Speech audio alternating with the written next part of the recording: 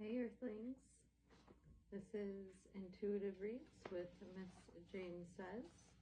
The key to breaking this habit is to first have the humility to admit to yourself that at times you practice backseat living. By identifying yourself in that role, you'll be able to take a step back and see the bigger picture. Once you see yourself as a backseat driver, so to speak, the rest is easy. Simply turn the tables. Imagine what it would look like to have someone trying to drive your life, always looking over your shoulder, offering unsolicited advice, judging your actions, acting disappointed and disapproving, and so forth.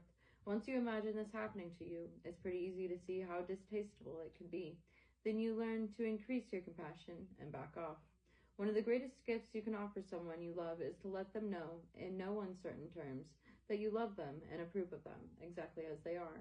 They don't need to change or be any different or take your advice. You simply love them. It's comforting to know that there are people in our lives who have confidence in us, people who show us through their actions that they believe in and have faith in us. Life is such a magical gift to be treasured. Perhaps we should allow others to experience this gift without the burden of our backseat driving. To let go of this habit is a gift to those we love as ourselves. Being supportive and enthusiastic, of course, are entirely different subjects. I'm referring here to crossing the line into truly unhealthy territory, in which the other person feels pushed and not accepted, and you feel stressed out. There are few things more irritating than having someone sit in the back seat of your car, firing off instructions while driving, unless the advice is really needed, as in the case of an emergency or something the driver truly doesn't notice. Backseat driving is visually always unasked for.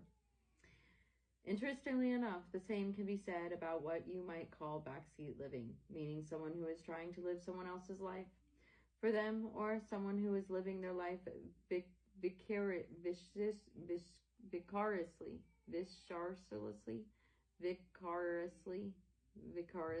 vigorously, but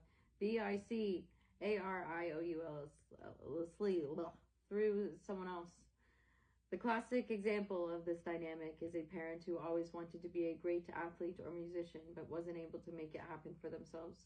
So now as a parent, they push their kids to become accomplished in one of those fields, and they take their pushing to an extreme. Their self-worth is tied up in how well the kids do or don't do. This reminds me of the term called enmeshment, used to describe certain elements of dysfunctional families. Enmeshment. Backseat living is highly stressful. Not only do you push away and ultimately alienate the people whose lives you are trying to influence, but you also feel incredible amounts of stress